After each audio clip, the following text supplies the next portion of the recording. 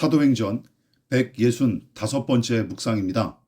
신약성경 사도행전 19장 8절부터 10절 말씀까지 봉독합니다. 바울이 회당에 들어가 석 달 동안 담대히 하나님 나라에 관하여 강론하며 권면하되 어떤 사람들은 마음이 굳어 순종하지 않고 무리 앞에서 이 도를 비방하거늘 바울이 그들을 떠나 제자들을 따로 세우고 두란노 서원에서 날마다 강론하니라. 2해 동안 이같이 하니 아시아에 사는 자는 유대인이나 헬라인이나 다 주의 말씀을 듣더라. 바울이 고린도 지역의 회당에서 석 달 동안 하나님 나라에 관해 가르쳤다고 본문이 기록합니다.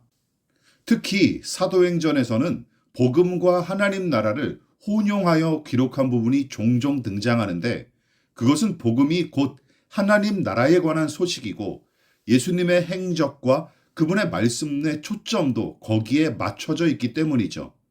그러므로 복음은 개인의 구원이나 한 영혼의 거듭남 정도로 이해하고 그치면 안 됩니다. 물론 개인의 구원과 거듭남이 중요하죠. 그러나 하나님 나라는 복음 전도를 통한 개인 구원을 넘어서는 용어입니다. 하나님은 우리 각 사람을 일일이 인격적인 관계를 맺음으로써 부르시고 구원하셨죠. 그러나 하나님의 구원은 개인으로 그치지 않고 당신의 가족과 백성의 자리로 우리를 인도하고 세우시죠. 그래서 하나님 나라라는 용어가 중요합니다. 죄인이 예수의 공로를 의지하여 의인이 되고 성령을 통해 새롭게 태어나듯이 하나님은 이 땅의 제국이나 나라와는 전혀 다른 당신의 나라를 세우십니다. 바울이 복음과 더불어 하나님 나라를 가르친 이유가 바로 여기에 있습니다. 예수로 말미암아 새 사람으로 거듭나듯이 그의 공로로 말미암아 새 나라가 세워지고 있다는 사실을 가르치고 있는 것이죠.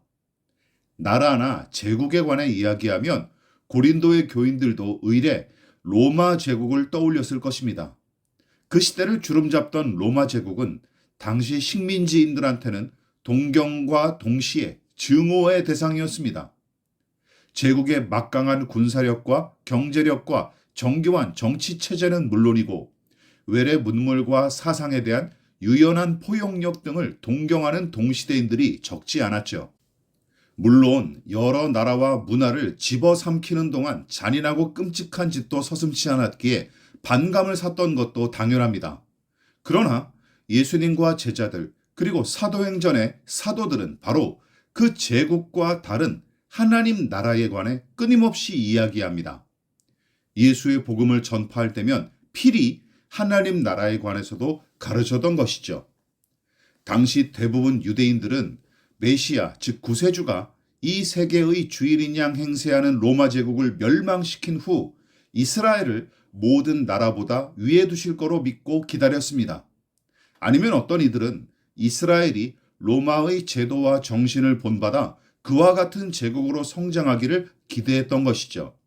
그러나 예수님과 제자들 즉 사도들은 제3의 길을 제시합니다. 그것이 바로 복음을 통해 임하고 세워지게 될 하나님의 나라죠. 그 나라는 폭력이나 경제적 우위를 내세워 남의 나라를 강제로 집어삼키는 나라가 아닙니다. 차별이나 소외가 없고 모두가 하나님 안에 평등하고 존중받는 나라. 무질서와 혼란이 가득한 무정부 상태와는 다른 나라고 반대로 백성을 무섭게 강제하고 통제하는 나라도 아닙니다. 정의와 공의가 충만하면서도 자유와 사랑이 넘실대는 나라이죠. 그리고 그 나라의 영광과 아름다움을 미리 엿볼 수 있는 공동체로서 세워진 것이 바로 교회입니다. 어떤 이들은 허황된 이론으로 여겨 비웃거나 로마 제국에 대적하는 메시지로 여겨 손가락질했습니다. 그리고 오늘날도 비슷하죠. 그렇다면 저와 여러분은 어떻습니까?